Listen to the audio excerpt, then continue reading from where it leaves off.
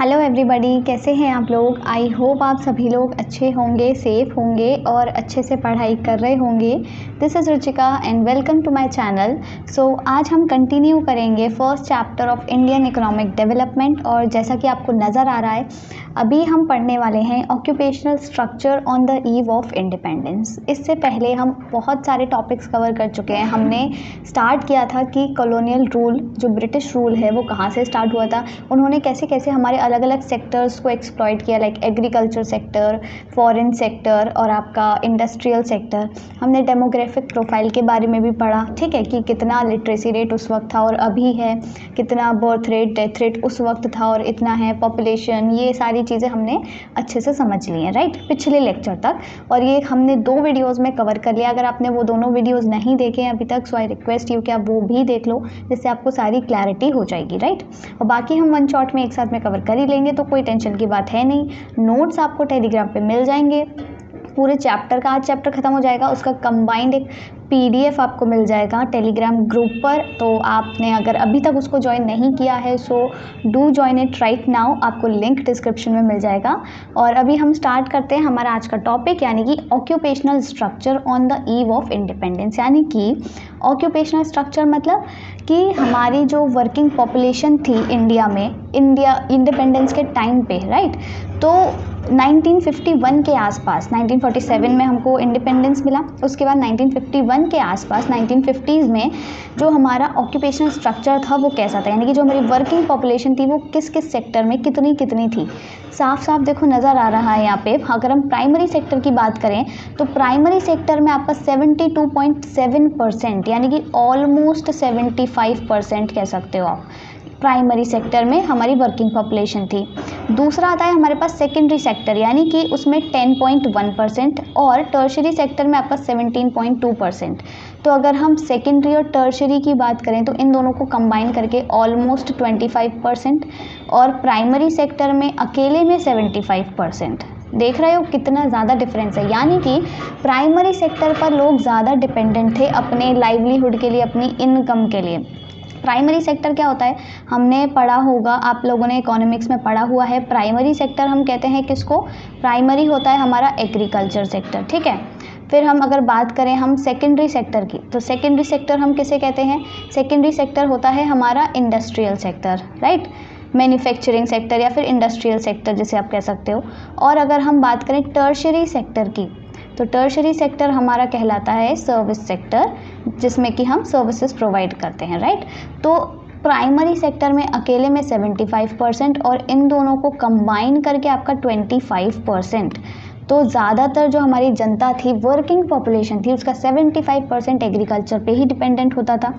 और सेकेंडरी और टर्शरी इन दोनों में बहुत कम लोग जाते थे, क्योंकि लोग एक तो इतने ज़्यादा एजुकेटेड नहीं थे, वो इतना ज़्यादा एक्सप्लोर नहीं करना चाहते थे। उनको बस ये लगता था कि हमारी रोज़ी रोटी निकल जाए तो हम जहाँ हैं वहीं रहें। उनको और आगे बढ़ने की इच्छा भी नहीं होती थी। जब आपको कोई इतना सताए, इतने टाइम तक अपने अंदर कंट्रोल में रखे और ज़बरदस्ती काम करवाए और इतना ज़्यादा एक्सप्लॉयटेशन करे आपका, तो ऑब्वियसली आप खुद नहीं चाहोगे। अब आप सोचोगे बस जैसे कट रही है कट जाए। तो वो लोग इसी तरह के उनका माइंडसेट हो गया था और वो एग्रीकल्चर पे ही ज़्यादा डिपेंड रहते थे, राइट। अब इसका क्या सीन था, हमारा जो ऑक्यूपेशनल स्ट्रक्चर था उसमें अभी हमने पढ़ ही लिया कि देखो डिपेंडेंसी ऑन एग्रीकल्चर बहुत ज़्यादा थी, यानी कि nearly 75% of population was engaged in agricultural sector and 25% जो थी, rest 25% it was working in manufacturing and service sector. दूसरा, यहाँ पर देखो अनबैलेंस्ड ग्रोथ थी।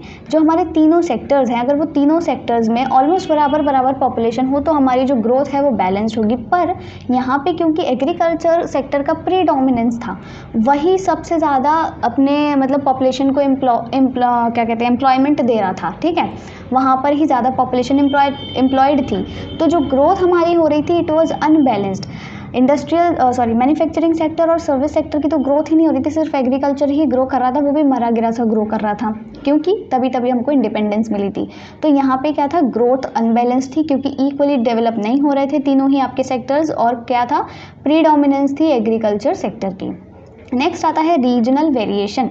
रीजनल वेरिएशन मतलब जब हमको इंडिपेंडेंस मिल गई उसके बाद क्या था कि सब अपने अपने स्टेट्स बने, बहुत सारे अलग अलग पार्टीशन हुआ, बहुत सारी चीज़ें हुई, राइट।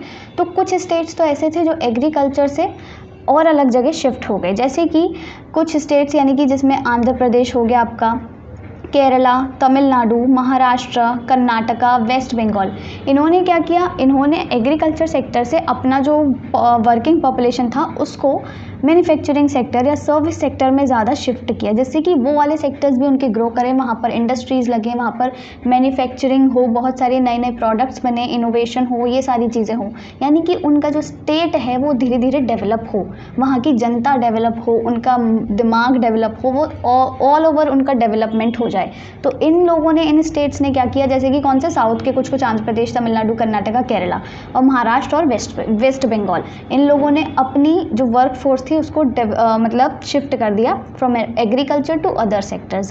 पर जो कुछ स्टेट्स थे जैसे कि राजस्थान, ओडिशा, पंजाब, उत्तर प्रदेश, ये स्टेट्स में अभी भी 1950s की बात हम कर रहे हैं, कब की, 1950s की, अभी भी क्या था, यानी कि इंडिपेंडेंस के बाद भी वहाँ पर एग्रीकल्चर सेक्टर का डोमिनेंस था। और इवन अभी भी अगर आप देखो तो पंजाब में, राजस्थान में, ये स्टेट्स ऐसे हैं जहाँ पर एग्रीकल्चर सेक्टर का प्री डोमिनेंस है, ज़्यादातर working population is employed in agriculture sector only, ठीक है। यहाँ पे ख़त्म होता है हमारा वो एक टॉपिक, यानी कि ऑक्यूपेशनल स्ट्रक्चर कैसा था। हमने समझ लिया कि ज़्यादातर जनता एग्रीकल्चर में थी, बाकी बची कुछ 25% सर्विस में और मैन्युफैक्चरिंग में। अब इसके बाद हमारा नेक्स्ट और लास्ट टॉपिक आता है, मतलब जो हमें पढ़ना है कि इंडिपेंडेंस के टाइम पे हम जब से पढ़ते आ रहे हैं ना, agriculture on the eve of independence, फिर हमने पढ़ा industrial sector on the eve of independence, फिर हमने पढ़ा फॉरेन ट्रेड, फिर हमने पढ़ा डेमोग्राफिक प्रोफाइल, फिर हमने पढ़ा ऑक्यूपेशनल स्ट्रक्चर अभी जस्ट अभी। अब हमें पढ़ना है infrastructure on the eve of independence. Infrastructure क्या होता है, यानी कि बेसिक फैसिलिटीज़ जो होती हैं किसी भी कंट्री में, जो कि हेल्प करती हैं कंट्री के लोगों को डेवलप करने में और कंट्री को डेवलप करने में। बेसिक सर्विसेज जैसे कि क्या क्या हो सकती हैं, ट्रांसपोर्ट है, बैंकिंग है, आपका communication, power, health, housing, education, ये सारी चीज़ें क्या हैं, कंट्री को भी डेवलप करेंगी, कंट्री को भी ग्रो करेंगी और जो वहाँ पर सिटीजन्स हैं उनको भी डेवलप करेंगी ऑब्वियसली। तो उस टाइम पर इंडिपेंडेंस के टाइम पे इंफ्रास्ट्रक्चर की क्या हालत थी, देखो ब्रिटिशर्स ने क्या किया, ब्रिटिशर्स ने भले ही कुछ अच्छा किया हो या ना किया हो, पर एक काम उन्होंने अच्छा किया कि उन्होंने ना इंफ्रास्ट्रक्चर काफ़ी डेवलप करा। हालांकि वो हमारे लिए नहीं था, उन्होंने हमारे लिए नहीं किया था, ये सोच के नहीं कि हम इंडियंस के लिए कुछ कर रहे हैं यार, इतने सालों से रूल कर रहे हैं, इनको मारा पीटी कर रहे हैं, इनका शोषण कर रहे हैं, नहीं, उन्होंने हम पे दया करके कुछ नहीं किया, उन्होंने अपने फ़ायदे के लिए किया था। पर हाँ, जब वो चले गए तो ऑब्वियसली उनकी छोड़ी हुई चीज़ हमारे काम आई, उससे हमारा फ़ायदा हो गया, ठीक है। तो उन्होंने क्या दो चीज़ें डेवलप करी इंफ्रास्ट्रक्चर में, मेन अगर हम चीज़ों की बात करें तो first was transportation and second was communication. ये दो चीज़ों की उन्होंने अच्छे से डेवलपमेंट करी, मतलब एक तरह से नींव ब्रिटिशर्स ने ही रखी थी, आगे फिर इंडियंस ने बढ़ाया। और अभी आज के टाइम पे ट्रांसपोर्टेशन क्या है, कम्युनिकेशन क्या है, आप लोग देख ही सकते हो भाई, ठीक है। तो ये सारी चीज़ें उन्होंने करी। अब एक एक करके हम शॉर्ट में समझ लेते हैं, ट्रांसपोर्टेशन में उन्होंने क्या किया और कम्युनिकेशन में उन्होंने क्या किया, किस किस तरीके से इंफ्रास्ट्रक्चर हमारा डेवलप्ड था 1950s के टाइम पे on the eve of independence, ठीक है। और वो कौन करके गया था, ब्रिटिशर्स। तो ये सारे काम जो अभी मैं पढ़ाने वाली हूँ कि ट्रांसपोर्टेशन में ये हुआ और कम्युनिकेशन में ये हुआ, ये सब ब्रिटिशर्स ने किया है, इंडियंस ने नहीं किया है, ठीक है। सबसे पहले क्या है, railways was a major development by Britishers, ठीक है, मेजर डेवलपमेंट था। उससे पहले ट्रेन्स नहीं देखी थी किसी ने, रेलवेज नाम नहीं सुना था, बाहर कंट्रीज़ में था ऑफ कोर्स, पर इंडिया में सबसे पहले ब्रिटिशर्स ने डेवलप किया। और कब डेवलप किया, इंडिया की अगर हम बात करें तो इंडिया में रेलवेज़ का इंट्रोडक्शन हुआ था 1850 में, ठीक है। आप सोच रहे हो 1850 में रेलवेज़ डेवलप हुआ, जिसमें कि जो फर्स्ट ट्रेन चलाई गई थी, फर्स्ट ट्रेन चलाई गई थी आपकी, वो थी फ्रॉम मुंबई टू थाने। ये तो सबने वैसे हिस्ट्री में भी पढ़ा होगा, मुंबई से थाने तक, ठीक है। और ये ट्रेन कब चलाई गई थी, आपका क्या कह सकते हैं, 16 अप्रैल को 1853 में। यहाँ से 1850 से स्टार्ट हुआ डेवलप होना रेलवेज़ में, पटरियाँ बनाने में भाई, इंजन बनाने में, ये सब चीज़ों में कलेक्ट करने में टाइम लगता है। तो जो 3 साल में कुल मिला के थोड़ा बहुत डेवलपमेंट हुआ, और उसके बाद फर्स्ट ट्रेन हमारी चली मुंबई से थाने तक 16 अप्रैल 1853 में, और अराउंड 57 मिनट्स का इसने डिस्टेंस कवर किया, और कितना था, I guess 33.8 kilometre something distance cover किया। ठीक है, ये सारी चीज़ें हुई। तो ये एक्स्ट्रा इन्फॉर्मेशन है जो आप याद रख सकते हो। ये याद रखो कि कब हुआ था डेवलपमेंट या एस्टैब्लिशमेंट इंडिया में रेलवेज़ का, बाय ब्रिटिशर्स 1850 में, और फर्स्ट ट्रेन चली थी 1853 में, यानी कि 3 साल बाद। समझ आ गया। अब ये जो मेजर डेवलपमेंट ब्रिटिशर्स ने किया, एज आई टोल्ड यू कि उन्होंने हमारे बारे में सोच के नहीं किया, हमारा कंफर्ट, हमारी कन्वीनियंस, इसके बारे में सोच के नहीं किया। उन्होंने तो भाई अपने फ़ायदे के लिए उन्होंने सोचा कि हम ये जो ट्रेड कर रहे हैं, यहाँ से रॉ मटेरियल इंग्लैंड भेजते हैं, या और क्या कहते हैं, बाहर से सामान लेकर के आते हैं, या फिर कंट्री में ही, इंडिया में ही अलग स्टेट से, एक स्टेट से दूसरे स्टेट हम इधर उधर ले जाना करना करते हैं इंडस्ट्रीज़ के डेवलपमेंट के लिए, तो उसमें हमारे काम आएगा। यानी कि इन शॉर्ट उन्होंने क्या किया, to widen the market size of British products. जो भी वो ब्रिटिश प्रोडक्ट्स बना के लेकर आते थे ना इंग्लैंड से, मैंने बताया था ना, फिनिश्ड गुड्स हम इंपोर्ट करने लगे थे, है ना। तो क्या हुआ कि उनका आदान प्रदान करने के लिए, उनको इधर से उधर शिफ्ट करने के लिए, जिससे उनकी कॉस्ट कम लगे, उनका टाइम कम लगे, तो इसीलिए उन्होंने रेलवेज़ का इस्टेब्लिशमेंट किया। हमारे बारे में उन्होंने बिल्कुल भी नहीं सोचा। ठीक है, और उन्होंने क्या डेवलप किया, उन्होंने पोर्ट्स भी डेवलप किए। एक तो उन्होंने रेलवेज़ डेवलप किया, एक उन्होंने पोर्ट्स डेवलप किए। ठीक है, रेलवेज एंड पोर्ट्स।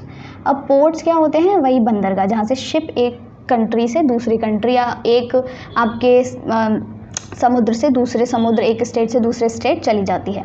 तो पोर्ट्स क्यों डेवलप किए थे, to handle exports of raw material to Britain. हम क्या करते थे, रॉ मटेरियल एक्सपोर्ट करते थे ना, सस्ता रॉ मटेरियल वो लोग ले जाते थे, फिनिश्ड गुड्स हमको बना के महंगे में बेचते थे, तो हम रॉ मटेरियल्स ब्रिटेन तक पहुंचाते थे पोर्ट्स के through, and import of finished goods हमारे यहाँ आते थे ब्रिटेन से। ठीक है, इसके लिए उन्होंने पोर्ट्स भी डेवलप करवा दिए। रोड्स उन्होंने क्यों डेवलप कराई, उन्होंने रेलवेज और पोर्ट्स के साथ रोड्स भी डेवलप कराई। क्योंकि उन्हें क्या करना था, to facilitate transportation of raw materials from different parts of the country to ports. जब वो पोर्ट से क्या कर रहे थे, अपनी कंट्री से उधर सामान भेज रहे हैं ब्रिटेन, और ब्रिटेन से इधर लेकर आ रहे हैं, तो इंडिया ही वैसे इतना बड़ा था, तो एक जगह से दूसरी जगह इंडिया में भी तो ले जाना करना पड़ेगा, है ना, जो रॉ मटेरियल्स हैं या जो भी सामान है। तो उसके लिए उन्होंने रोड्स का डेवलपमेंट कराया, जिससे कि आसानी हो। बहुत बेकार सी रोड्स थी, बेकार रास्ते हुआ करते थे एक तरह से, धूल मिट्टी वाले, कंकड़ पत्थर वाले, तो उसका उन्होंने क्या कह सकते हैं आप, एक तो काइंड ऑफ रेनोवेट करा के अच्छी रोड्स बनवा दी, साफ़ सुथरी, बढ़िया, चिकनी, मक्खन भरी जैसी, जिससे कि उनको टाइम कम लगे, उनका सामान जल्दी पहुंच जाए, और उनको मतलब फैसिलिटेट हो जाए उनका जो ट्रेड है। उनको अपने ट्रेड से मतलब था, सारी चीज़ें इसीलिए उन्होंने डेवलप कराई। हमारे लिए उन्होंने कुछ भी नहीं किया। रोड्स, रेलवेज़ एंड पोर्ट्स, तीनों ही चीज़ें उन्होंने अपने मकसद से डेवलप कराई थी। ठीक है, फिर इसके बाद आता है कम्युनिकेशन। दो चीज़ें इंफ्रास्ट्रक्चर में बताई थी, ट्रांसपोर्ट और कम्युनिकेशन। ट्रांसपोर्टेशन में देख लिया हमने roads, railways and ports. Communication में उन्होंने क्या क्या डेवलप किया, कम्युनिकेशन में they developed posts and telegraphs. Post और टेलीग्राफ्स बहुत ज़्यादा पॉपुलर हुआ करते थे उस वक्त as a means of communication उसी से होता था भाई। उस वक्त मोबाइल फ़ोन्स नहीं होते थे, तो पोस्ट के थ्रू, टेलीग्राफ्स के थ्रू ही हम लोग कम्युनिकेट करते थे। ठीक है, और ये क्यों डेवलप हुए थे, टू इन्हांस एडमिनिस्ट्रेटिव एफिशिएंसी। जो उनका एडमिनिस्ट्रेशन था, ब्रिटिश एडमिनिस्ट्रेशन यहाँ पर इंडिया में, उसमें थोड़ी एफिशिएंसी आ जाए, लोग जल्दी काम करें। जो उनके अंडर ऑफिसर्स हुआ करते थे, तो जो उनके नौकर चाकर हुआ करते थे, वो इधर से उधर कोई इंपॉर्टेंट मैसेज है जल्दी से पहुँचाना है। आप देखते हो ना पुराने सीरियल्स में, जैसे झांसी की रानी वगैरह आता था, या कोई भी मूवी में देखते हैं हम जो पुराने ज़माने की होती है, अंग्रेज़ों वाली दिखाते हैं, तो उसमें वो लोग इसके थ्रू कम्युनिकेट करते थे अपना जो भी उनका इन्फॉर्मेशन है, इंपॉर्टेंट पीस ऑफ इन्फॉर्मेशन, वो इधर से उधर ट्रांसफ़र कर सकते थे। इलेक्ट्रिक टेलीग्राफ्स जो हुआ करते थे, इलेक्ट्रिक टेलीग्राफ्स क्यों होते थे, to maintain law and order. और पोस्टल सर्विसेज पब्लिक के लिए, आम जनता के लिए हुआ करती। तो उन्होंने क्या किया, जल्दी से समझ लेते हैं। इंफ्रास्ट्रक्चर में उन्होंने दो चीज़ें डेवलप करी, ट्रांसपोर्टेशन एंड कम्युनिकेशन। ट्रांसपोर्टेशन में roads, railways and ports, right. और कम्युनिकेशन में उन्होंने पोस्ट और टेलीग्राफ्स डेवलप करे। और पोस्ट और टेलीग्राफ्स क्यों, electric telegraphs law and order maintain करने के लिए, और जो पोस्टल सर्विसेज थी वो आम जनता यानी कि पब्लिक के लिए। ठीक है, ये दोनों चीज़ें उन्होंने करी। अब इसके बाद आता है impact of railways in India. देखो मैंने अभी बताया कि रेलवेज़ वो क्या किया, उन्होंने रेलवेज़ बना तो दिया, रेलवेज़ का इस्टेब्लिशमेंट तो कर दिया, तो हालांकि उन्होंने वो अपने मकसद से किया था, अपनी मतलब कन्वीनियंस के लिए किया था, अपने कंफर्ट के लिए किया था, पर उसका कुछ ना कुछ इम्पैक्ट हमारे पर भी पड़ा, क्योंकि उन्होंने हमारे देश में डेवलपमेंट किया था, हमारे देश में इस्टेब्लिश किया था for the very first time.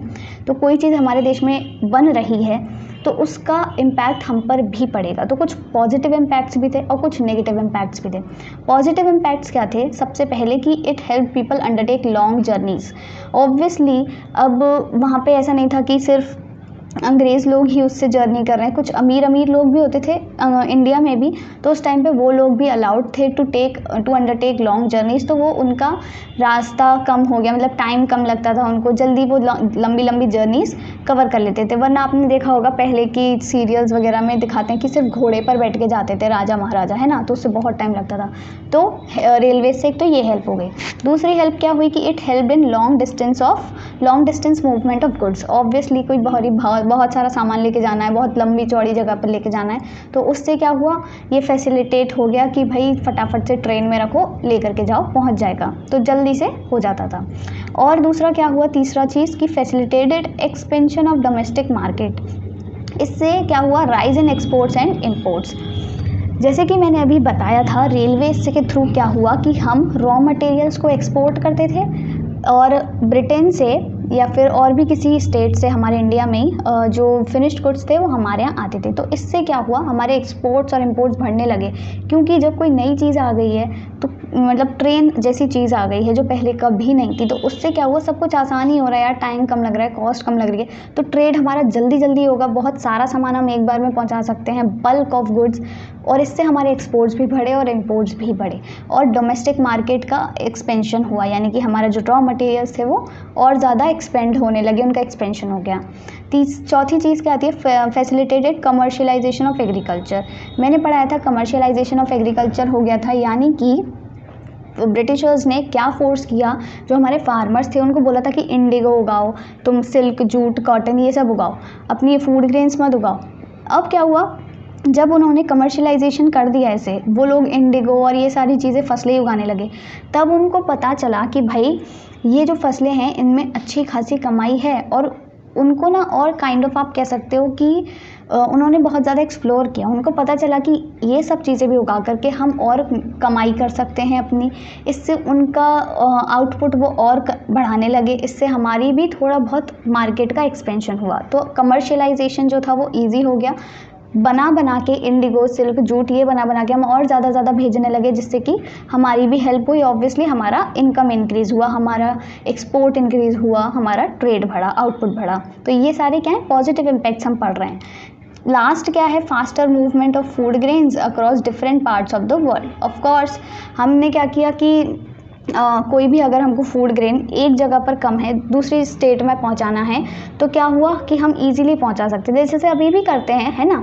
अभी कोई चीज़ ऐसी है, जैसे राजस्थान में सिर्फ बाजरा उगता है, बाजरा राजस्थान में ज़्यादा उगता है, तो वहाँ से हम दूसरे स्टेट्स में ट्रांसपोर्ट कर देते हैं थ्रू ट्रेन्स और या कोई सी भी रेलवेज़ के थ्रू, कैसे भी, तो वो तब से स्टार्ट होने लगा और जल्दी मूवमेंट होने लगा। तो ये सारे पॉजिटिव इम्पैक्ट्स थे कि फास्टर मूवमेंट होने लगा फूड ग्रेन्स का, कमर्शियलाइजेशन ईजी हो गया, डोमेस्टिक मार्केट एक्सपेंड हुआ, यानी कि एक्सपोर्ट इंपोर्ट बढ़ गए, लॉन्ग जर्नीज हम इजीली करने लगे, लॉन्ग डिस्टेंस मूवमेंट हम इजीली करने लगे। तो ये सारे क्या थे, आपके पॉजिटिव इम्पैक्ट। ठीक है, क्या हैं ये सारे आपके पॉजिटिव इम्पैक्ट। अब इसी के बाद कुछ नेगेटिव इम्पैक्ट भी थे, किसके, रेलवेज़ के। तो देखो भाई नेगेटिव इम्पैक्ट्स क्या थे, अगर हम नेगेटिव इम्पैक्ट्स की बात करें तो नेगेटिव इम्पैक्ट्स भी पॉजिटिव इम्पैक्ट से ही मिलते जुलते हैं। मैंने क्या बताया, एक्सपोर्ट इंपोर्ट बढ़ने लगा।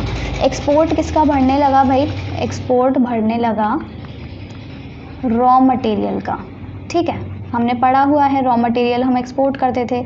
और इंपोर्ट किसका बढ़ने लगा, इंपोर्ट होने लगा ज़्यादा, हम फिनिश्ड गुड्स ज़्यादा इंपोर्ट्स करने लगे, क्योंकि अब ये सब काम ब्रिटिशर्स कर रहे थे, हम इंडियंस नहीं, ब्रिटिशर्स करते थे। तो वो फिनिश्ड गुड्स ज़्यादा इंपोर्ट करने लगे ब्रिटेन से, ब्रिटेन की कमाई होने लगी।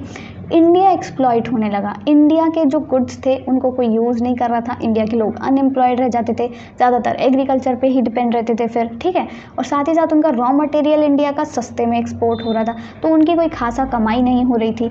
वो लोग बैकवर्ड फील कर रहे थे और बैकवर्ड ही रहे, ठीक है, बहुत टाइम तक लैंडलेस हो गए, बहुत ज़्यादा कर्जदार हो गए, इंडेटेडनेस में फंस गए। तो ये सारे नेगेटिव इम्पैक्ट थे रेलवे के। हालांकि रेलवे ने अच्छा काम किया, पर उनके लिए ज़्यादा अच्छा हुआ उस टाइम पर, अभी हमारे लिए अच्छा है, ठीक है। और इससे क्या हुआ, कुल मिला के जो इंडिया का डोमेस्टिक मार्केट था, ठीक है, इंडियन जो डोमेस्टिक मार्केट था वो क्या हुआ, इन शॉर्ट एक्सप्लॉइट हो गया। यानी कि वहाँ पर कुल मिलाकर के अब सारा राज ब्रिटिशर्स का ही था। वो जो चाहे वो गुड्स एक्सपोर्ट करें, वो जो चाहे वो गुड्स इंपोर्ट करें, और रेलवेज आ गई तो भाई सोने पे सुहागा, और बढ़िया काम हो गया और जल्दी जल्दी काम होने लगा उनका, ठीक है। तो ये सारी चीज़ें हो गई रेलवेज के थ्रू।